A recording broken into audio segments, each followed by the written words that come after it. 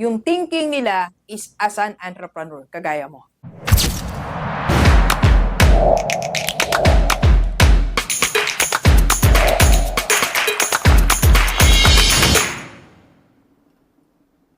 Alright, Gilibers, para sa mga school owners naman tayo. By the way, bago ako magsimula, I really want to thank lahat ng mga school owners na naka-attend na po ng ating live seminar sa AIM Conference Center.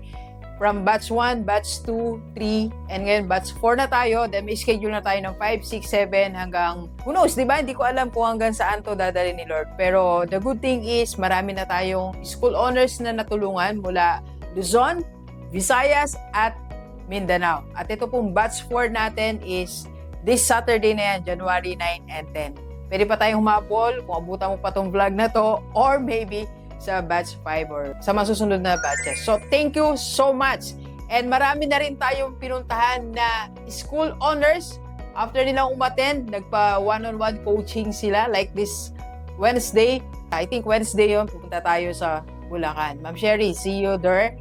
Nagpunta na rin tayo sa iba't ibang lugar po, iba't ibang schools para i-coach yung mga school owners. Now, this 2026, ito ang pwede kong maitulong sa lahat ng school owners. You have to run your school in different way.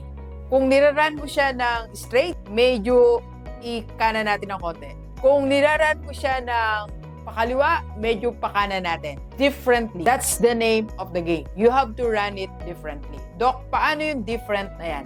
Ito po, one way is to shift your role. So, dapat you have to run your school as an entrepreneur and innovator, not as technician. Yes, malaki po ang kaibahan ng technician, administrator, leader, entrepreneur, and innovator. Iba-ibang level po yan on running your school. By the way, i-discuss natin yung buong yan sa January 29, 30, and 31. Sa AIM din po, sa conference center nila, we are renting a space there on our first ever master class for school owners. Exclusive po to for decision makers lang sa school. So if you are interested, mag-PM ka na, yan po ang personal FB or sa aming page, or you can email at, yan po ang aming email address, or WhatsApp, yan po ang aking WhatsApp number. Alright? So, ngayon, pag-usapan natin briefly. So, dapat you have to act like an entrepreneur. So, ang acting natin dapat entrepreneur. Kasi matagal na tayo nag-act as an administrator. Right? And matagal na rin tayo nag-act as a technician.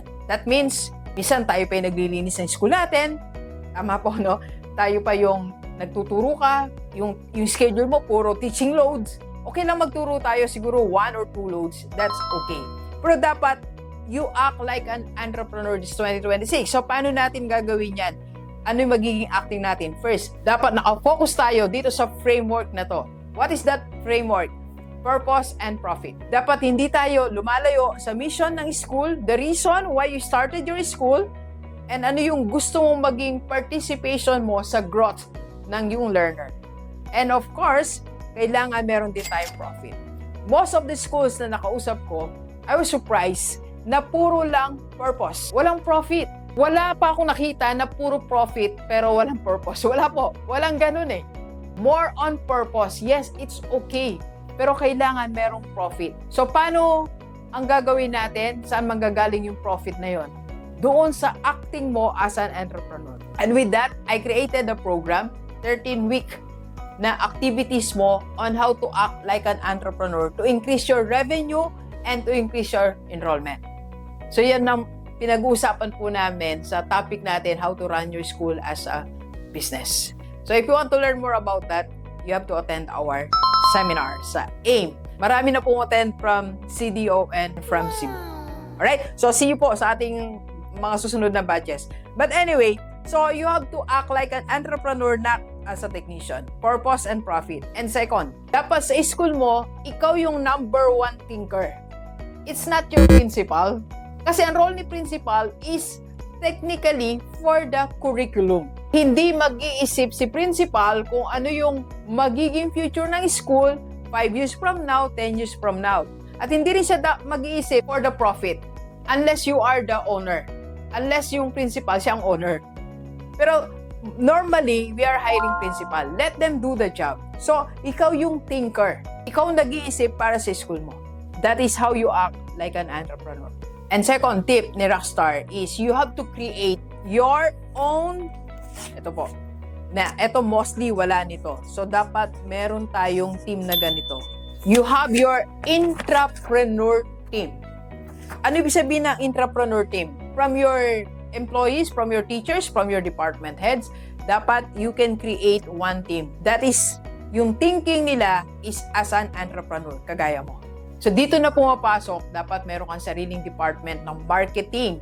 No, isa pang na-discover ko sa dami na nakausap ko ng school owners, walang sariling marketing and sales department.